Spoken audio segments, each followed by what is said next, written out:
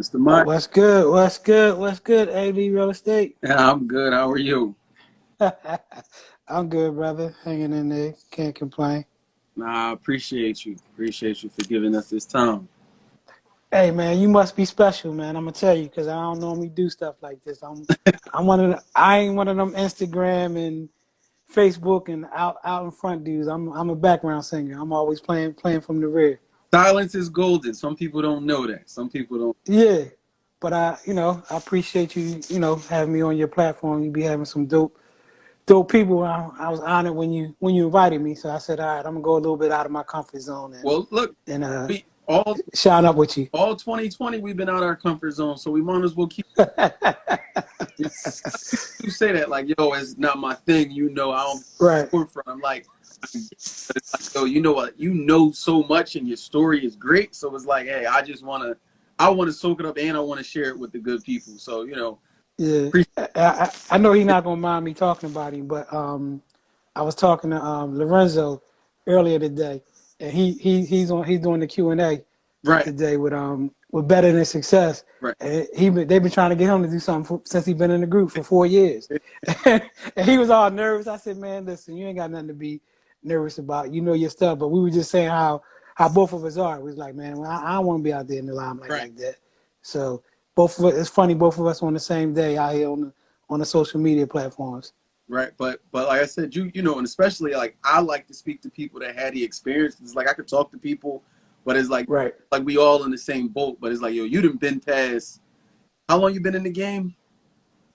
I started in 2003. Right. But I had two different runs. So I kind of after the first market crash, I kind of got out, and then I got back in around 2000, late 2010, and been running strong since. Okay, so for those who don't know, Mr. Mike Holloway Realty is your brokerage, correct? Correct. Yep. And where are you located at? We're in Mount Airy, 3228 West Cheltenham Avenue. We're on I like to call it the Black Row. I'm on Black Row. Okay. I tell people all the time, and I'll be so proud when I pull up to my office. So we're in like a mini strip mall, Mm-hmm. and it's all black businesses, and I call it real estate row as well. So you have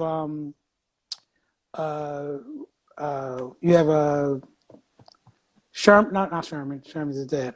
Tony Goodman's office, Exit Realty. I know. He's there, and actually that's who Lorenzo is under. Right.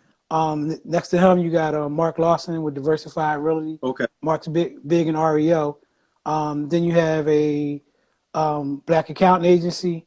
Then you have my office. Then next to my office, you have a doctor's office, black owned. And then next to on the end, you have a daycare. Yeah. So all black businesses that all been around for a long time. Yeah. So it's pretty cool. It's pretty Powerful. cool. Nah, that's powerful, and everybody could work and give each other, good synergy. Oh yeah, yeah. We all get along, man, and we all help each other out. Even with the the real estate. Even though we're competitors, but we still help each other out. And say located within a 30-second, a 20-second walk of each other.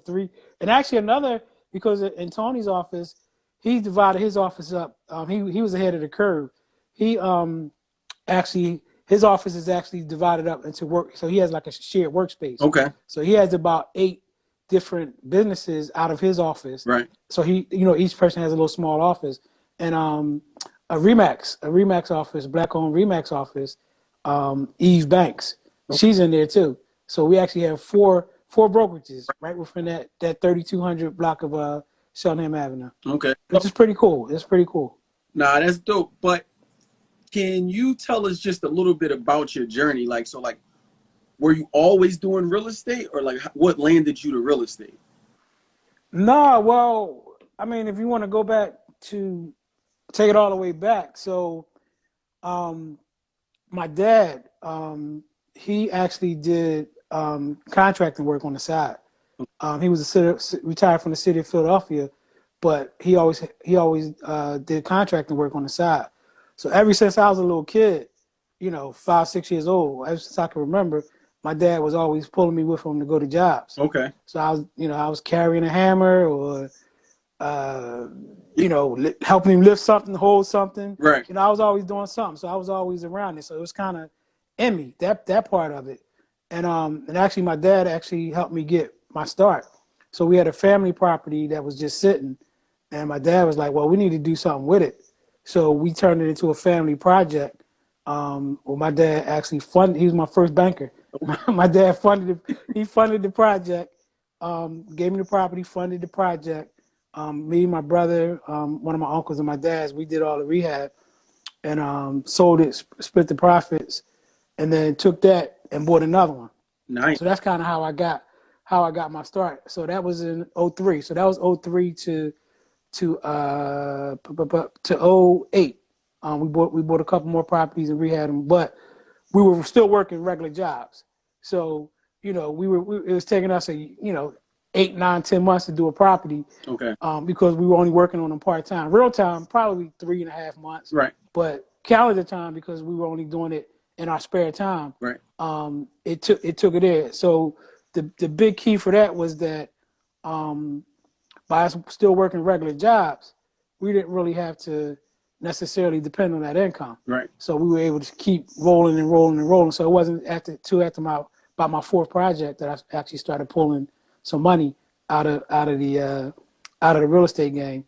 And then when I did my one of my flips, got stuck, couldn't sell it because that's when the market crashed. Okay. So at that time, that's when I kind of backed down. After that, that was late 2007, and I stayed out of the game until 2010. So that's when the market started coming around a little bit. So how I got into the brokerage business was that, I'm always thinking like, all right, I'm here, I'm paying the middleman.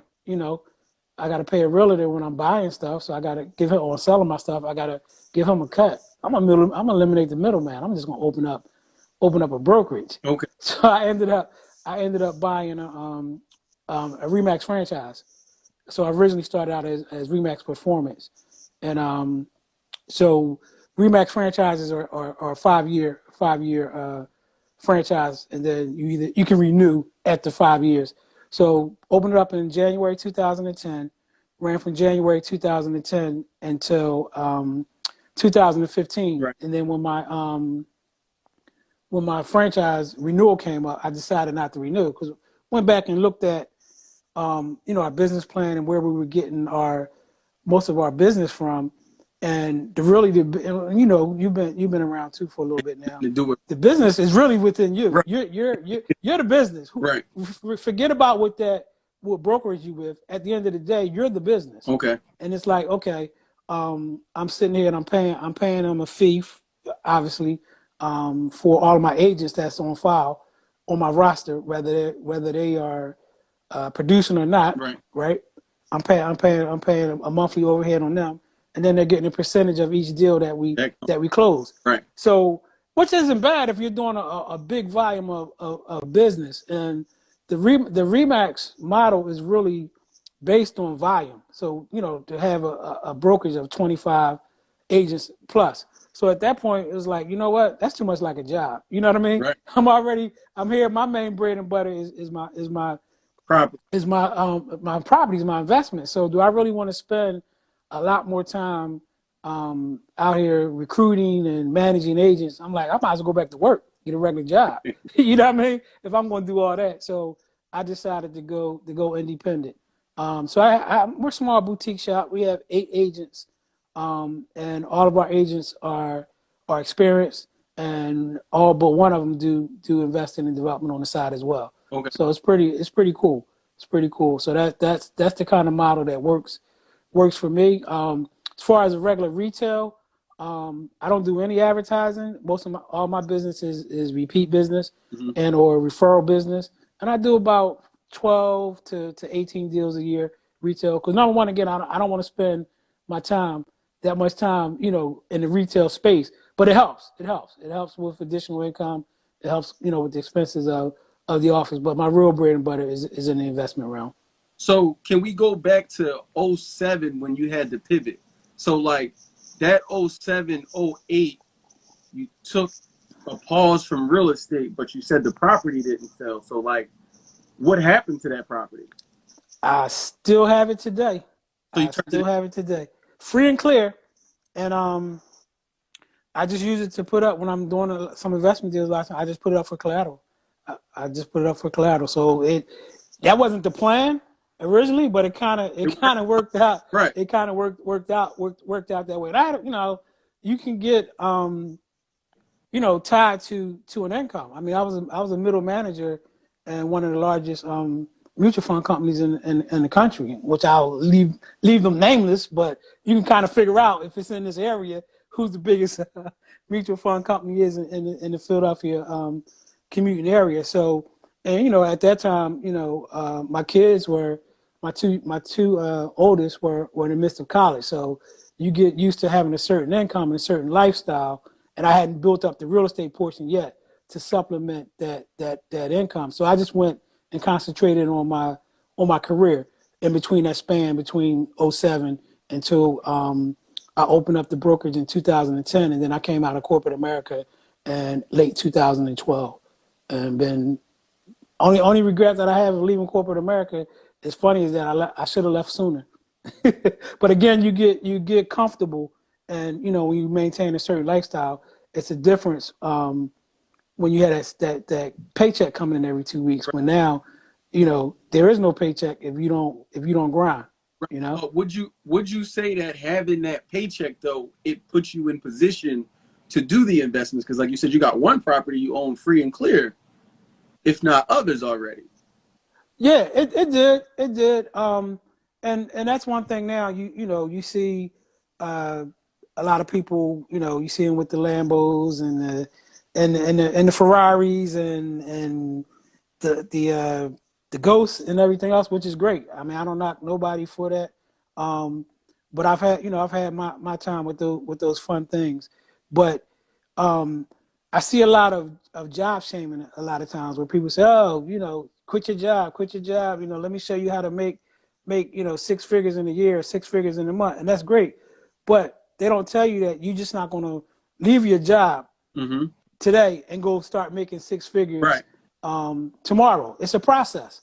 So you gotta plan your work and work your plan, and you definitely have to be strategic. You have to be strategic about it. Now, in my case, it was a little different because I had already established a certain lifestyle.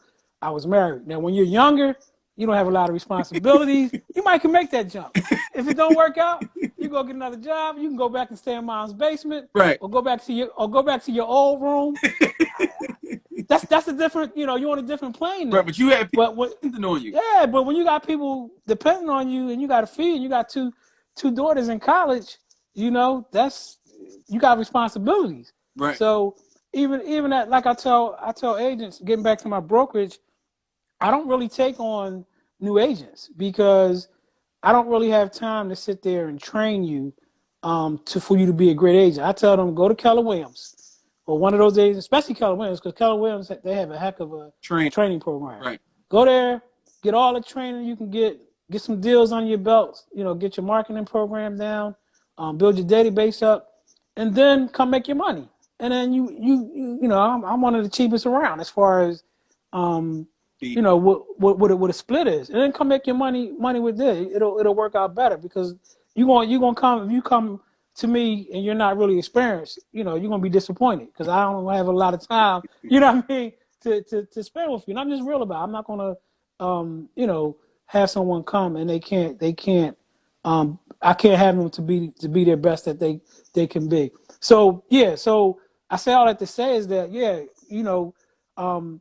if you can do it and make that jump, it's fine. But if you get to a certain point, you may not be able to jump day one. You may have to build up to that point. But as long as you make a plan and you plan it out and you save and you do what you need to do, then it makes sense. It makes sense. But it's some people see the success, but they don't see the failures, or they don't see the work that went behind that success. Because it's real estate is simple. We're not doctors performing. We're not performing brain surgery or anything like that. But you need to get educated about the process, and you need to set yourself up for success around you, and learn about it, because it's a simple process, but it does have pitfalls. If you're not educated and if you're not careful, it can have some pitfalls that can have you take a tumble or have you set back if you don't go about it the right way. But so like you said, like in '07, you had to make a pivot in regards to your property not selling because of the market. So I mean, even after that, like, have you dealt with any other pitfalls? Like, Well, the biggest issue um, that kept me going is that property was free and clear. It was free. It was free and clear. So I didn't have a big. I didn't have any overhead. I didn't have to put out a monthly expense. So it was an asset that's been paying over and over and over and over again. but I mean, after that, have you had any other like pitfalls or hit? Oh yeah, absolutely, absolutely. Um,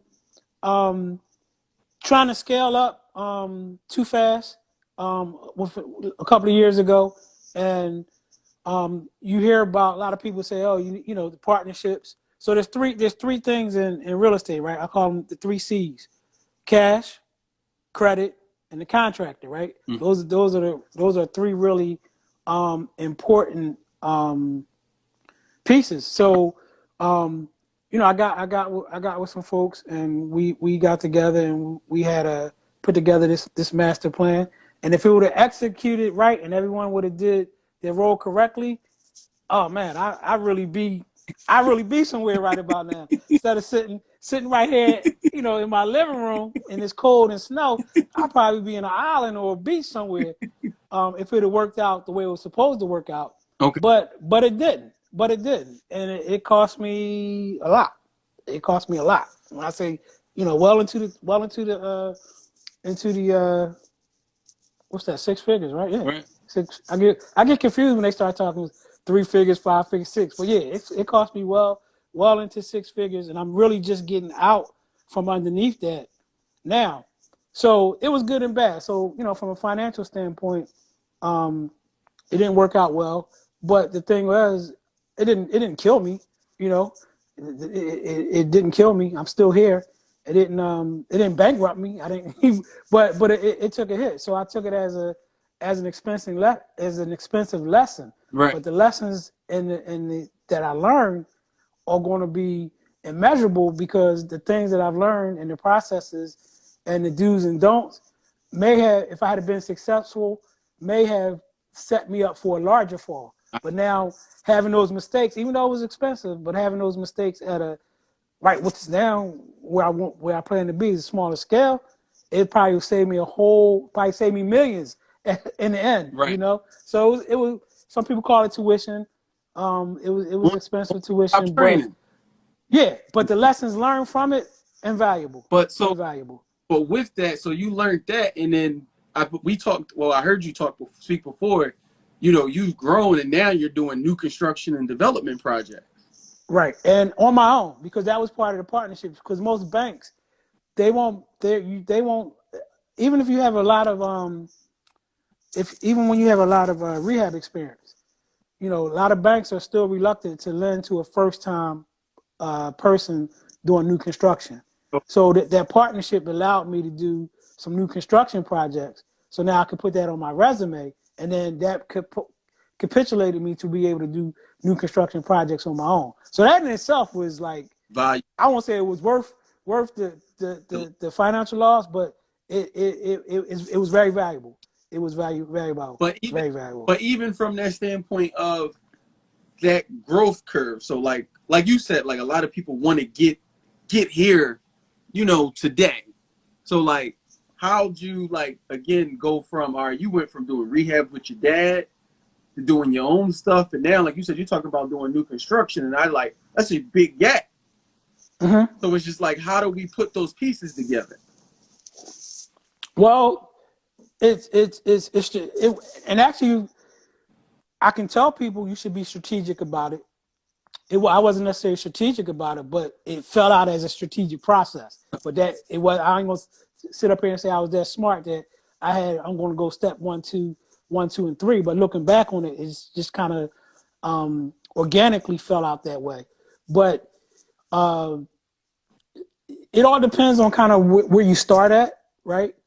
Who you surround yourself with, and because one thing now, like all this info, you got to realize, and even up until when I really started getting back heavy in 2010, Okay. all of the information that is ready available now wasn't around then. You know, like me and you talking, whoever's watching this now and whoever's going to watch the live, they're going to get a lot of valuable information that wasn't around. You know, Facebook wasn't around. Instagram wasn't around. Better Than Success, Wasn't around. which Right. is huge. I tell anybody you really need to join that group. Among other things, all these mastermind groups, those things weren't around back when we were grinding, right? So we had to figure it out, and there wasn't a lot of people that looked like us that were out there doing, or the ones that were out there doing it. We didn't know. Right. We didn't, you know, we didn't know what they were doing. But the experience, nothing beats experience. You can take all of the courses that's out there, read all of the books that are out there, but nothing beats putting it into play and having that experience to go actually do what you learned or, you know, studied in those courses. Right. So that's really, I know you say a lot of time. What's that saying you use? Fell forward or We say just start. Oh, you faded out. I didn't hear you. can you hear me now? Yeah, I hear you. Yeah. All right. Do you talk about when I say just get started? That's what it is. Just get started. Yeah. That's the one. Yeah, just get started. Just get started. And just for instance, like you more like you're gonna hire a GC, right? Right. Your first time out. Mm-hmm. All right, so hire a GC. Watch them closely. Watch what they do, right? So maybe not the second project, or maybe the third or fourth project. You don't need a GC anymore because you didn't watch the process. You didn't see what they do, and you sitting there saying, "Oh man, I can do that," right? Because most people think the GC is out there doing the framing, hanging the sheetrock, installing the kitchens. Nah, they're not. They're not doing that. They're going out. They're managing the project. They're ordering supplies. They're managing the process. They're not actually sitting there. Most GCs, you know, they're not sitting there doing the work. You do get a few that get their hands dirty in the process. But when you're doing a large scale project, you probably don't want that kind of GC working for you anyway, because they're probably going to slow the process down because they're trying to save some money Right. by doing the work themselves. But something like that's part of the process, right? Where you're actually learning, and now instead of paying, you know, $80,000 for a rehab, now you can get that same work done for 65 or 60 because you're going straight to source. So when you hire the framers to frame out a whole house for you for $8,000 to $10,000 to $12,000, you're not paying $18,000 because you don't have that overhead of paying for the GC. So that's just one example of how you can move up, even within the same realm of staying with rehabs, where you can make yourself more efficient and more profitable and be able to do more deals. Okay. But experience, to me, man, experience is the best teacher. Experience is the best teacher. And even by me, you know, you asked me how long I've been doing it.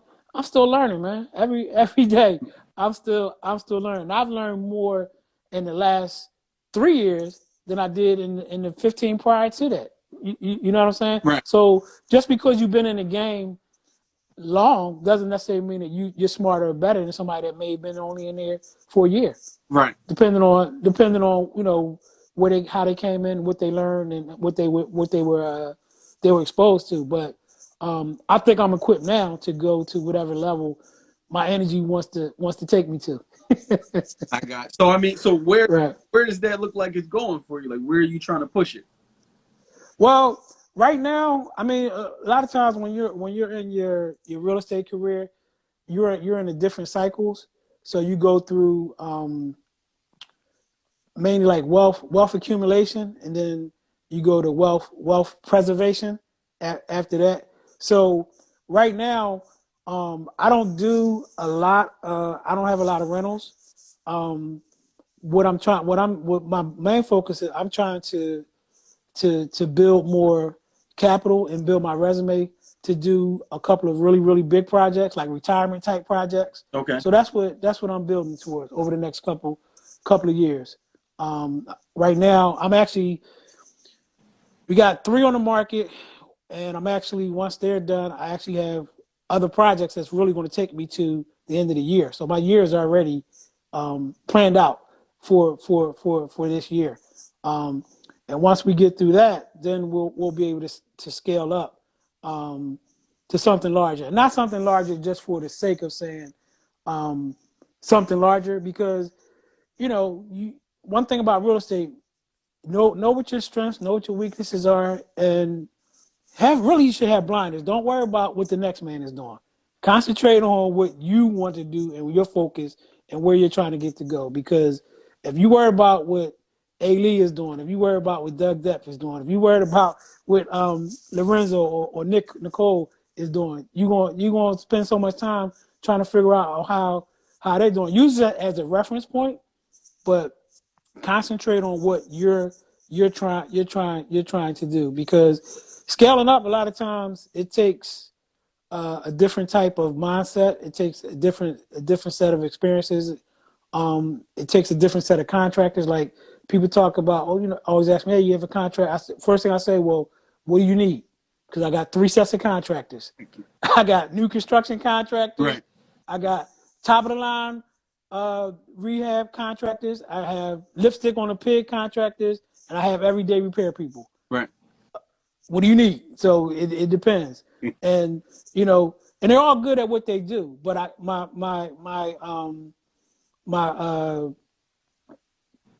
cosmetic guys can't do. I said they can't do, but they don't really have the resources or the team to do the new construction. Right. And the new construction guys, they'll come do a rehab, but they won't charge you the same price that they won't charge for new construction. So you have to be able to navigate those lanes. And the same thing is that some of the new construction guys, when you go on and you're doing multifamily, large scale projects, they're not able to take on. So that's another set of contracts and another set of experiences. So I say all this to say is that, yeah, I'm just trying to ramp up to build both intellectual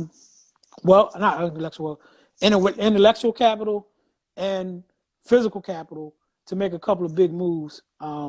So within 5 to 10 years, I can really sit back. So my energy level is different now. you know what I'm saying? Now it is. Kids are out of college, right? Say that again. Your kids are out of college now. Yeah, all 3. Yeah. Well, I got grands now, so. but that's a blessing, because again, right. Especially like you said, 2010, the information wasn't readily available. But I also like your generation, my generation, like, you share the information, but it's not a lot of guys that's been around that share the information willingly to help us get to where y'all are. Nah, not at all. And the other thing too, it wasn't a lot of us around. Even the ones, even though the ones that we may not have been aware of were doing it, but it wasn't a lot of us around. Right. So it just wasn't. Today, like right now, you feel like it's a lot more of us. Oh, heck yeah. Absolutely, man. And I'm proud of the younger generation, man, because y'all killing it. I'm proud of y'all. Y'all killing it. Yeah, y'all really good. So I always say, like, I get why, like, so I think everybody should go to college, me personally, but I also think that you got to know now what the reason for going is. Like, it's still good to right. It's not like, yo, you're going to reach all your goals and it's the American dream now. I think it's a step right. to the next thing that you're going to get to. Right. Right.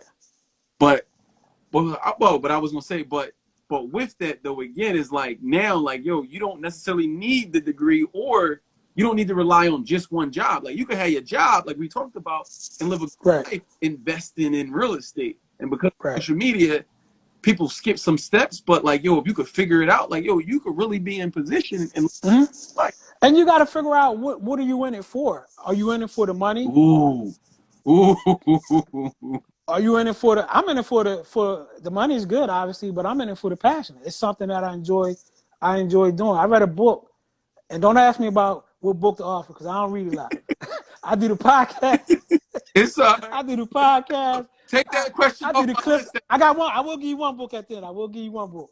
But I don't do a lot of reading. But I just lost my train of thought. What were we talking But about? I'm sorry. you was getting ready. You were getting ready to tell us about not the book, but the passion. People, why Right, the real passion. estate? I read a book. There you go. Thank you for putting me back on track. I read a book years ago by Pat Williams. Okay. He was the one of the, I think he passed away. He was the general manager in the 80s of the Sixers. Okay. And he had a saying in the book that said, find a way to get paid for what you enjoy doing, and you will never work another day in your life. Right. Right? Makes sense, right? Makes sense. Find a way to get paid for doing something that you really like, and you'll never work another day in your life. That's real estate for me. Okay. You know what I mean? Even if I would probably was skilled at something that probably would pay me a lot more money than real estate, I probably would still stick with real estate. That's my passion. So you get people that, again, they say, I want to do real estate. Well, what does that mean? Right? Again, they're looking at some of the perks and the financial rewards that come with it. But if we were selling, I don't know, if we were selling water in the desert, right? And we was making millions off of it, them same people would be like, I want to sell water in the desert. Well, those are also the same people you see. One week they do Herbalife, next week they party promoters. A couple months later, now they work for like, right. You hit it right on. And then right on the head. I'm saying people, some of them like, all right, now I'm doing insurance or selling cars. Like, yo, pick a lane, right, then right, do right. other. And then some people are just naturally gifted at certain things. Like I see some of these people, like I said, that are on Instagram that have their they have their ebooks and they have their classes and all that on whatever subject. A lot of it is real estate, some of it is not.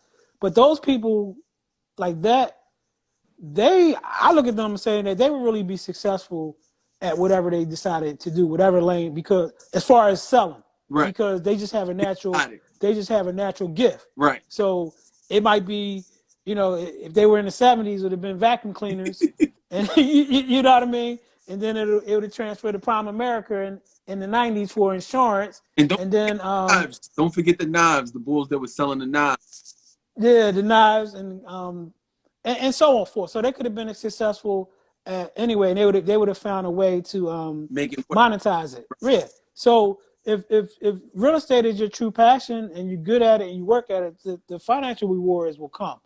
They'll definitely come. But I just think it's an overabundance of people that get into it for the wrong reasons, and those ones don't normally are the ones that don't end up being successful, or they don't stay in it for the long term. I got you. So even now, like with today's current climate, like prices are super high. We're buying properties that we still need to do full rehabs. But now that $75,000 house, I'm paying $125 for it, $140. So right. What do you tell us now? Like, have you seen this before, or like, is this giving you 08, 07 vibes? Like, what are you? If you well, there's two things with that. The first one is that no one can really predict the market, right? Everyone has their own opinion of it's going to crash tomorrow, it's going to crash 6 months from now, it's going to crash 2 years from now. So real estate is cyclical, and real estate is also local, right? Even within Philadelphia, Philadelphia is a city of neighborhoods, right? Right. And you can even, and you've seen it a lot with wholesalers where they try to give you comps. And they're giving you comps literally in certain neighborhoods. They're giving you comps, which is, it's within a quarter mile. It can be as tight as a quarter mile or even to a half a mile, but even within a quarter mile, but they're giving you bad comps because certain areas, in certain neighborhoods, you go over one block. It ain't the same. And it ain't the same. I mean, one block over values could literally change 50,000. So if you're not educated, my first flip in Brewery Town, I was one block too far from Brewery Town, and my property was $40,000 less than across the street. Right, right. So if you're not experienced or you don't know what you're doing, you could, you could Lose your shirt. lose your shirt. Right. You got areas now like in University City, which is actually the metro area now. If you on the north side, I mean, the dividing line was Haverford Avenue, right? So if you on the north side of Haverford Avenue, prices was one price. If you were on the south side of Haverford Avenue, same pretty much exact same house, 40, 50, $60,000 price range. Right. So now you see the wave now is pushing. Oh, it's past Haverford Avenue now. It's pushing from here all the way down to the zoo. So what I'm saying is that the only difference, the only advice that I'm giving people, I don't think that our market, because we're still relatively, even with the increase in prices, right? Philadelphia is still Affordable. the cheapest real estate Right. as far as the major cities. If we ever get, and it's a big uphill climb, but if we ever get crime under control, and if we ever get an increase in a better increase of our public school Mm-hmm. systems, we're gonna be right up there with everyone else, and the prices are gonna keep escalating. What keeps us going is the healthcare, the universities, right? Um, Now we're making a big push for bioscience coming in. Schuylkill River project. Um, they're in the next 5 to 10 years, the development at the Navy Yard, they're bringing in a lot of high tech businesses. So we got some things on the drawing board that's going to make Philadelphia sustainable over the long term. So But we're going to have a couple of bumps, okay. within those cycles. So real estate, a lot of times, is, especially for people that are doing buy and holds, real estate is something that historically over time, right? It's going to appreciate. Let's say, historically, 3 to 7% historically. Right now we're seeing run-ups of 25, 30, 35, 40% over a year. That's not sustainable. It's Right. just not. It's just not sustainable. But if you're holding on to an asset, does it really make a difference if you overpaid 25, 30,000? If you're holding on to it for Right. 10 years, nah, because by the time you're ready to get rid of it, it's the price came back up. So the key to surviving whatever term you want to put on it, correction. Adjust. I Right. don't think the market will ever go as bad as it went Yeah. last time. But we slow down, correction, Right. whatever, pull back, whatever term you want to put on it. Don't be caught naked. And when I say that is you need to focus on your cash reserves, right? So right now, money's cheap, and I think money is going to stay cheap for at least the next year. Right. So that's one thing that's going to continue to prop the market up, in my opinion, for at least the next year. The other thing is from the retail market, because we're talking about the investor market, right? Mm-hmm. But the retail market, it's still not enough inventory in there. Right. It's not. So I think once we got the what's the shot in the arm thing? COVID. The COVID, right? We got the vaccine.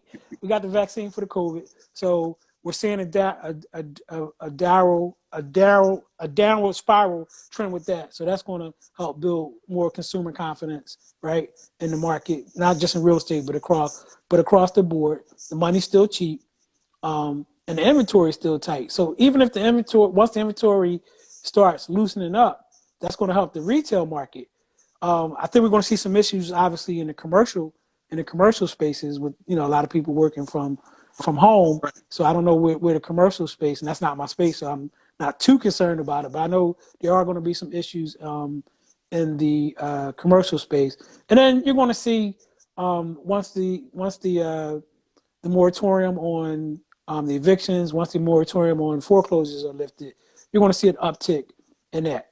But not again. I doubt if it goes to No. the proportions that it was But, before. but the key thing, I don't know if people caught that. I want to bring it back. So you said something here that was key.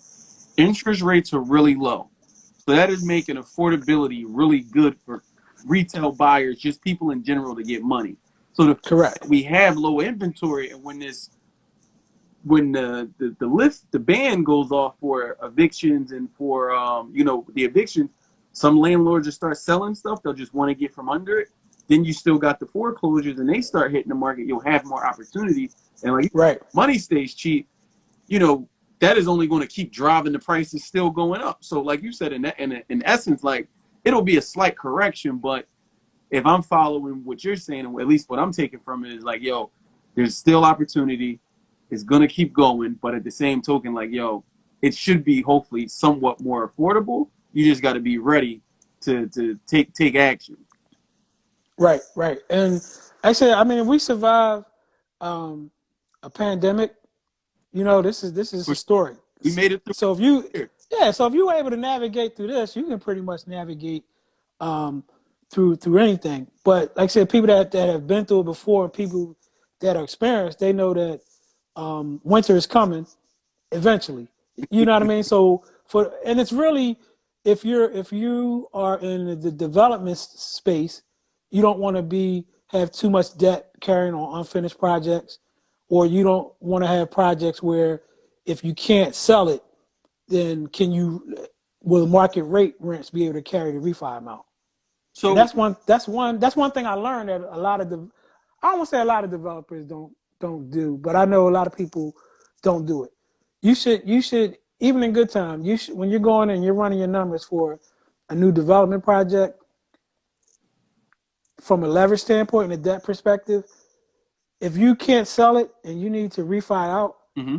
then that refi amount, the market rate rent should be enough to carry that refi amount. Yeah. So even if the market turns, you can refi out, carry it as a rental, and still make your monthly nut.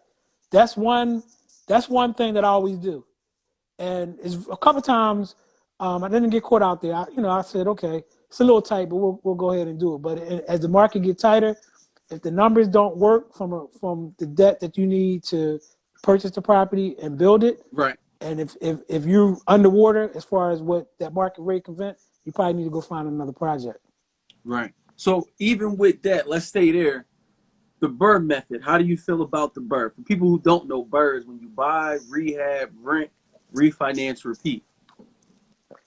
Well, for those that are conservative, I think they're going to be okay. For those that have Section 8, they're fine because they're still getting, the majority of their income, even if the tenant isn't paying their portion, they're still good.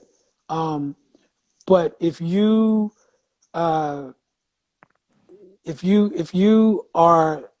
have properties where you're not getting rent, let's say someone has, let's say 5 to 10 rentals, right? Mm-hmm. And they're not getting their rent on the majority of them, and they're leveraged out now at the 65 to 75% or even 80, depending on who they did their refi with. That can be they're the ones that's going to might be in trouble if they don't have either a significant cash reserve already built up, or hopefully they have a couple of free and clear properties that they can refi out and use that cash to carry the non paying ones, Mm-hmm. or maybe depending on whatever legislation comes about. Because think about it, they're telling the tenants they don't have to pay and they can't be evicted. Right. But they're not telling the mortgage companies that the landlords, they still got to make their mortgage payments, or Right. still responsible for them, even if they doing some kind of modification and tack it on to the back end. Right. So, people that have a large portfolio, probably they're okay because their margins are enough that the paying tenants will carry the non-paying tenants, or their particular properties, however it's spread out. But again, it gets back to my original point: is everyone should be concentrating, especially those that are big in the BRRRR, in the rental space. The rental space is to build up your cash reserves, whether it's through lines of credit or actual cash, whatever you need to do. Build up your cash reserves so you can weather the storm. And if you weather the storm, however long it may last, you'll be fine. You'll be fine. Gotcha. Gotcha. So now that, like you said, with the bar, the interest rates being low, the people that are looking like now, they want to get started. Do you think newbies should be starting with rentals or should they start with a flip so that they could build the cash reserve?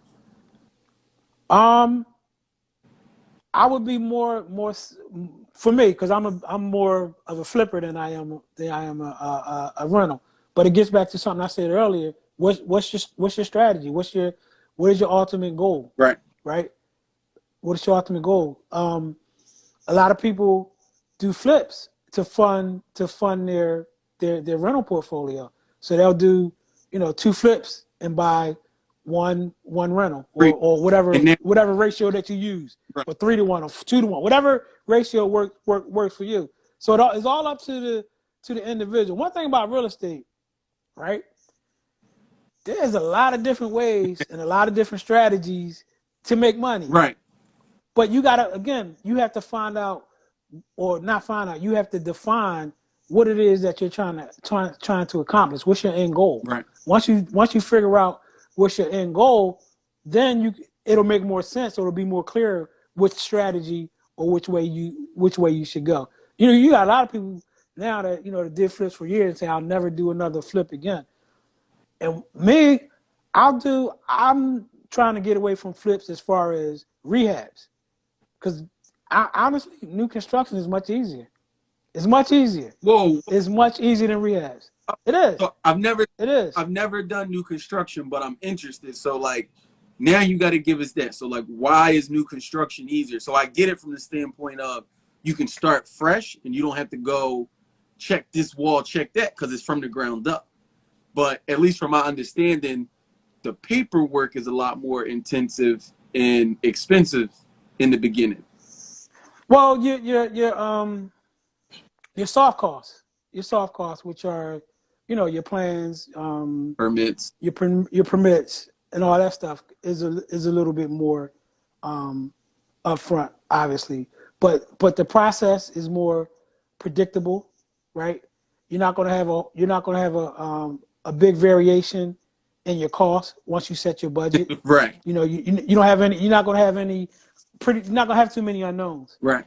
The biggest unknown in new construction you can have, from my experience so far, is if you're doing an infill project, meaning that you're building between two houses, right? Okay.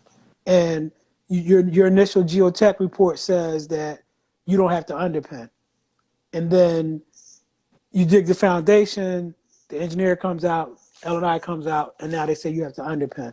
That's the only unexpected cost that you can have in a new construction project. On enough that it shouldn't really slow you up. Like that's just like you said, a cost factor, but it really from there you just keep you already digging. So you just From a cost perspective. right. But from a time perspective, because you have to, with underpinning, you have to do one section, let it dry, get it inspected, do the next section. So you, depending on how long your foundation is, that could set you back a couple of weeks, 2 to 3 weeks.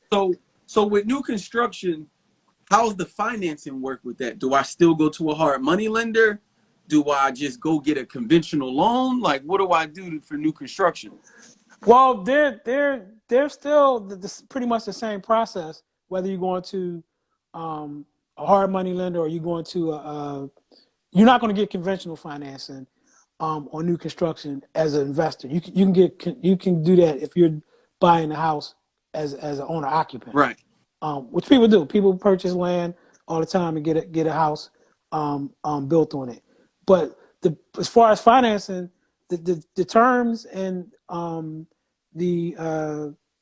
won't say the terms, but the process is the same. You're going to get anywhere from 65 to 75% of the ARV.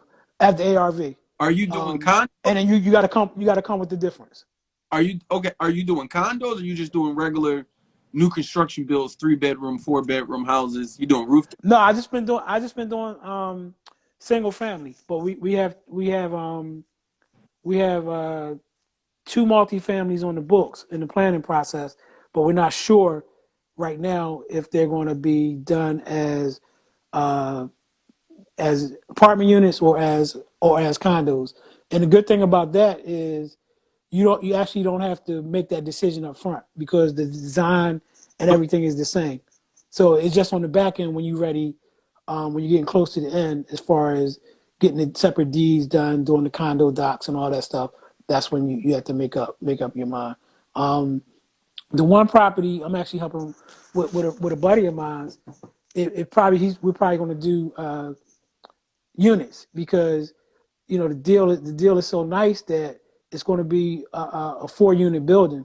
Okay. But if he could sell 2 of the units and pay for the whole cost of the project, and then keep the other 2, and he can use them as rentals, and he'll own two of the units, and Right. the other 2 pay for the whole project.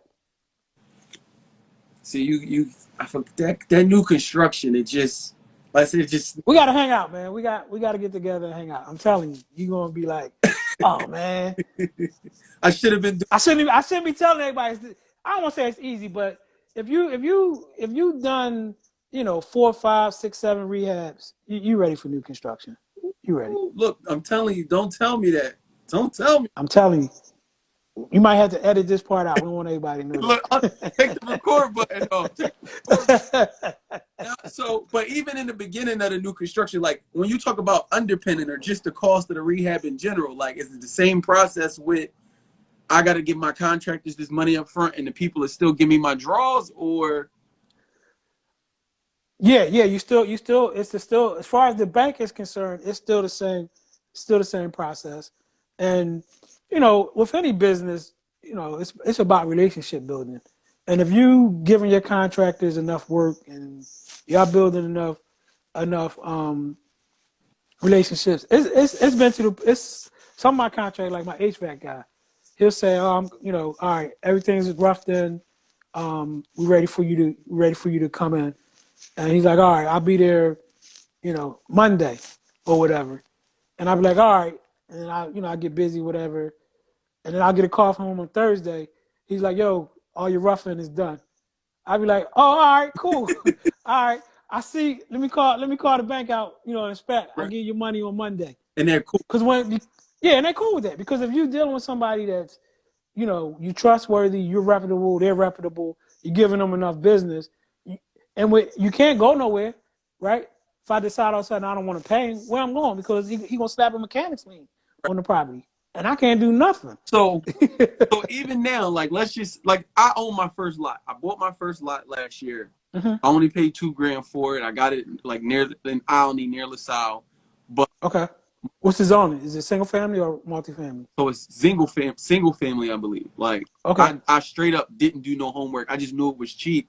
I had to right. Yo, I'm buying. I mean, anywhere in the city, you buy a lot for $2,000, you can't lose.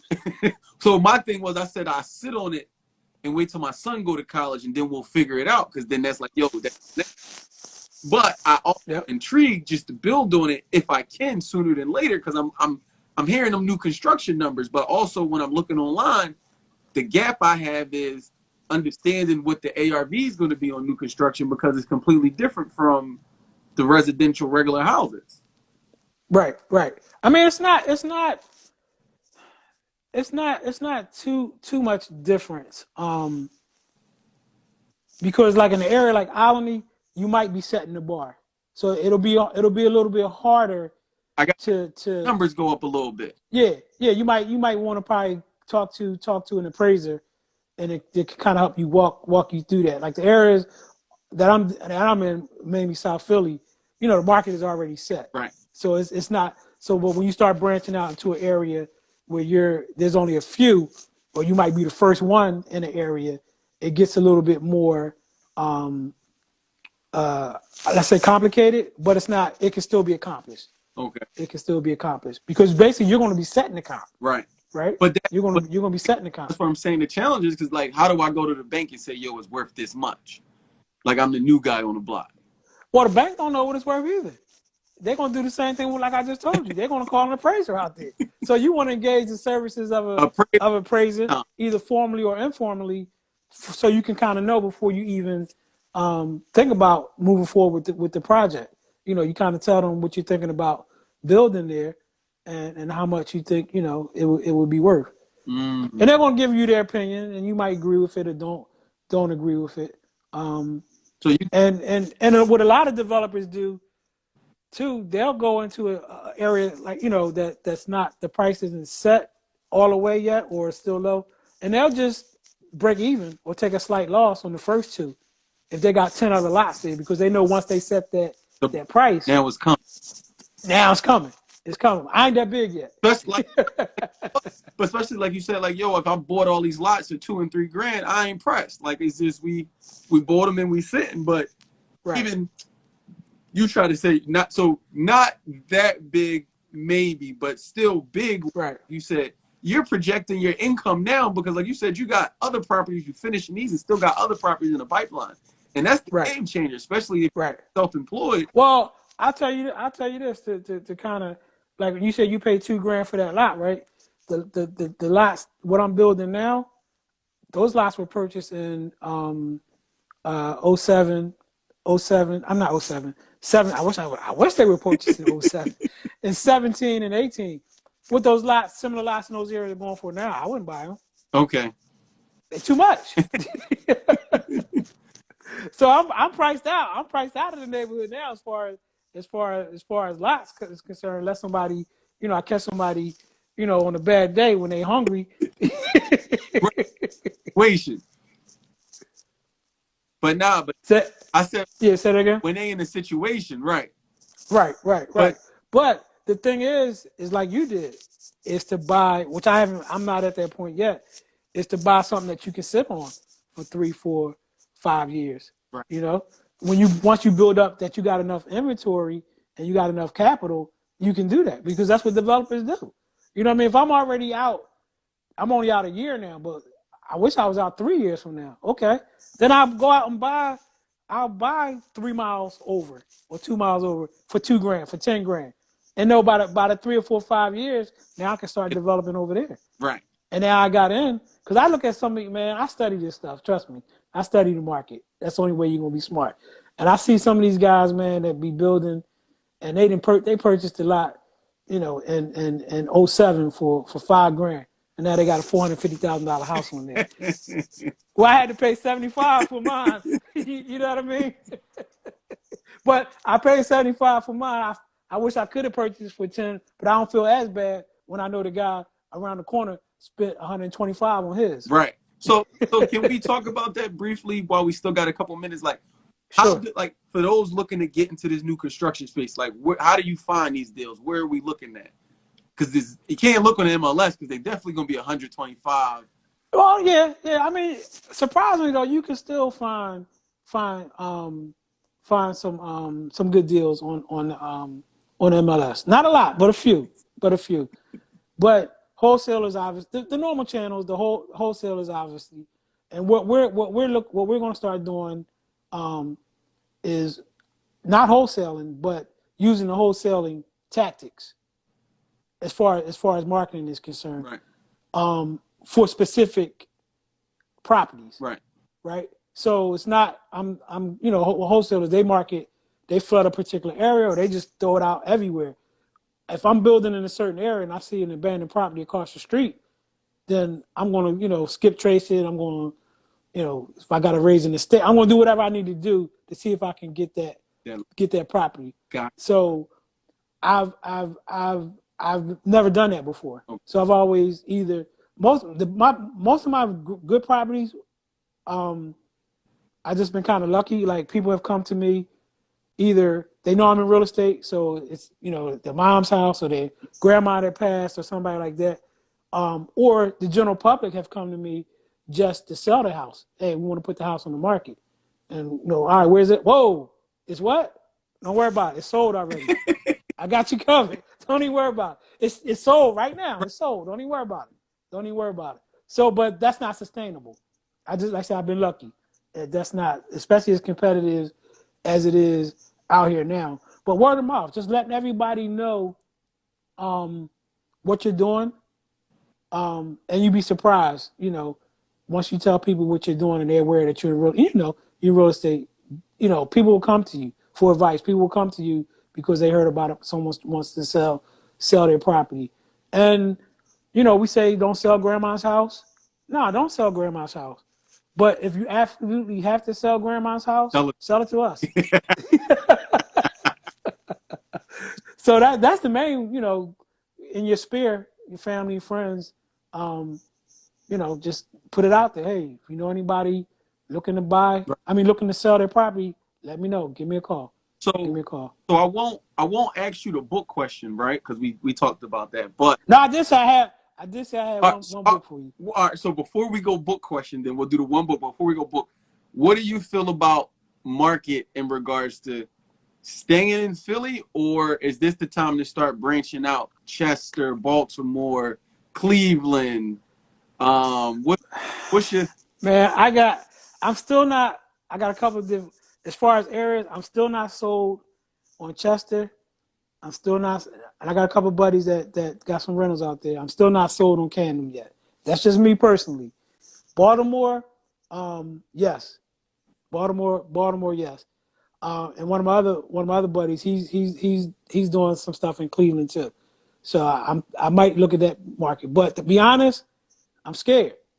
I'm scared. I have enough problems managing stuff that I can go and touch every single day. And that's and based on the issues that I told you about, when I had issues, I'm a little frightful. That's me. I'm conservative. I understand. I mean, prime example, right? One of my new construction projects, when you get architectural plans, right? They say the contractor is responsible for checking the specs to make sure, if it's 5 feet, it's 5 feet. If it's 4.5, it's 4.5. So, everything's framed out, everything's roughed in. The buildings look beautiful. Had the guys come out, and I still don't know who made the mistake. I had the guys come out and they measured the steps. My guys came in, they inputted the steps. So you obviously know that for distance wise, from the beginning of the step to the next wall, they're supposed to be 3 feet. Okay. Minimum code, minimum 3 feet. So this is the steps that goes from the second floor to the third floor. So I walk in and I look, and I'm like, yo, this space looks mighty tight. Pull out my ruler, my measuring tape. It's like 26 inches. So it's 10 inches short. Right.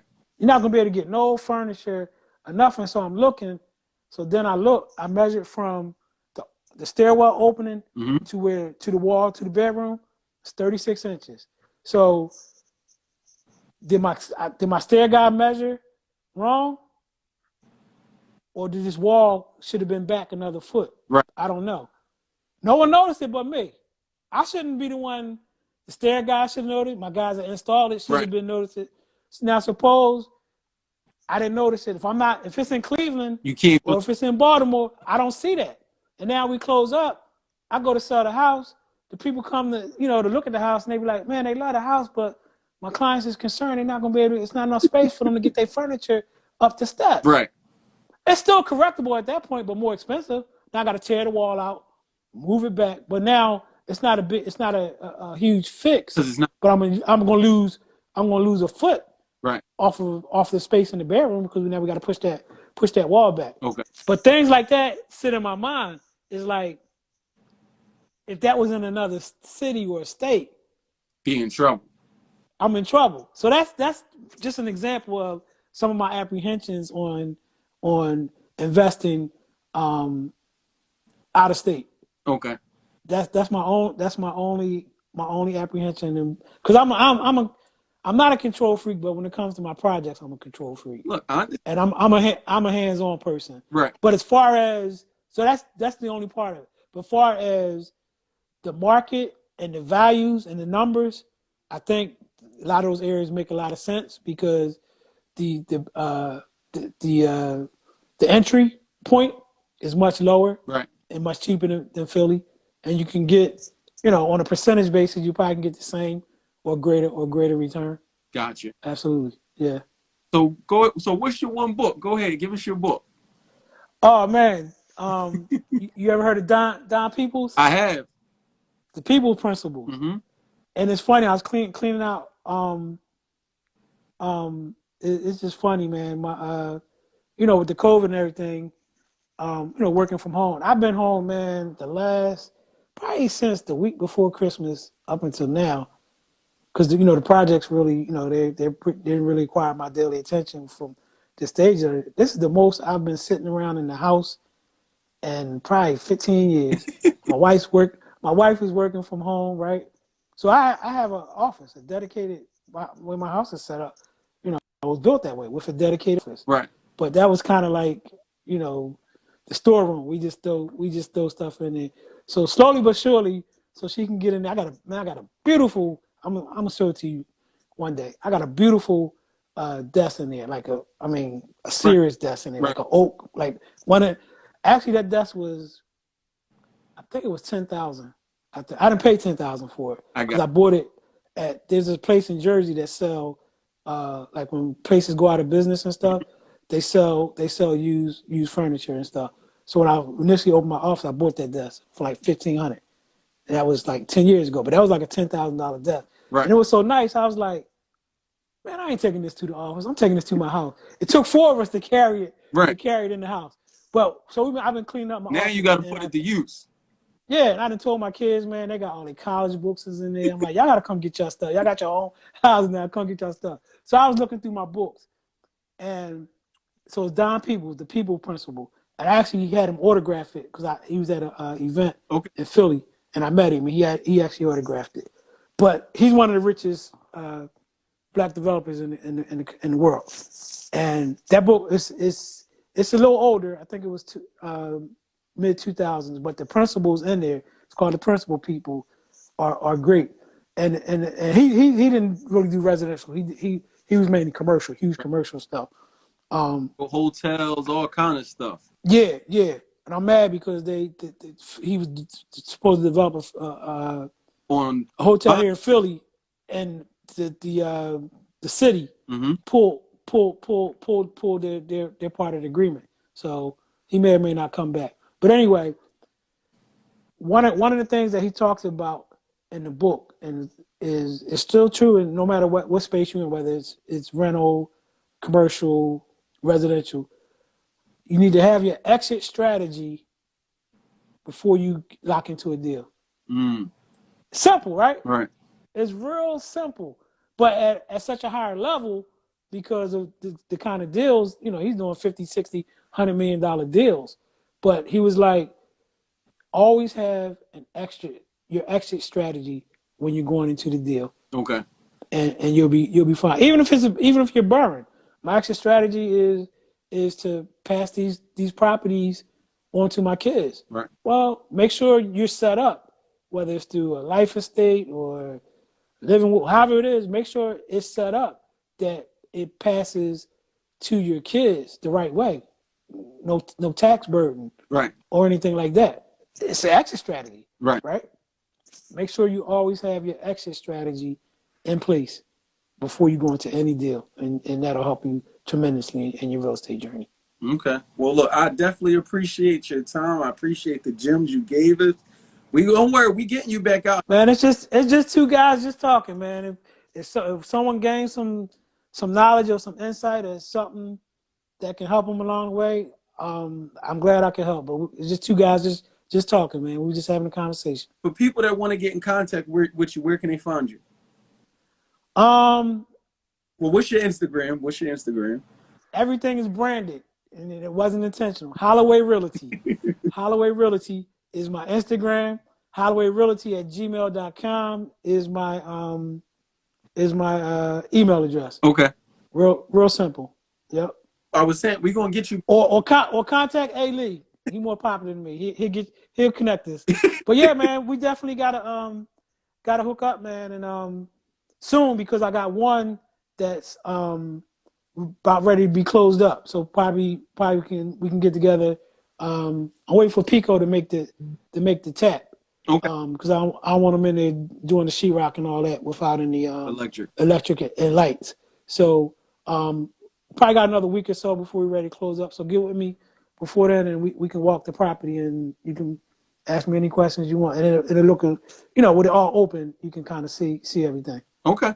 All right. Well, look, Yeah. hold you to it. Y'all heard him say it, so y'all know. If he try to act like he ain't say like we could come see the house, y'all. We coming to see the house. And then we can ride past the ones that is just dirt right now. Okay. And then you'll be able to see, man, I remember we rode past there and it was just dirt. And now look at this joint. Right. All in South Philly? The one that's framed up is in South Philly. The dirt is in Mantua, University City. I was on that call when you was talking about the Mantua stuff. I was. Yeah. Oh, okay. All right. Yep. Well, look, like I said, I definitely appreciate it. Definitely looking forward to seeing that. Don't forget y'all next Thursday. We're gonna be right back at it with our guest, actually a returning speaker, or Who you got next week? Karan Nicole. So okay, yeah, I saw. I didn't see it live, but I saw the replay, the re-record. Yeah, she's pretty dope, especially with her designs. Yes, yeah, she's major. She set the tone when she put her stuff in that house. The cops gonna be whatever she said they gonna be once she get done doing it.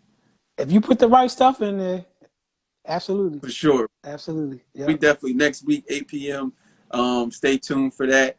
But again, we appreciate you. And thanks for having me, man. I appreciate you.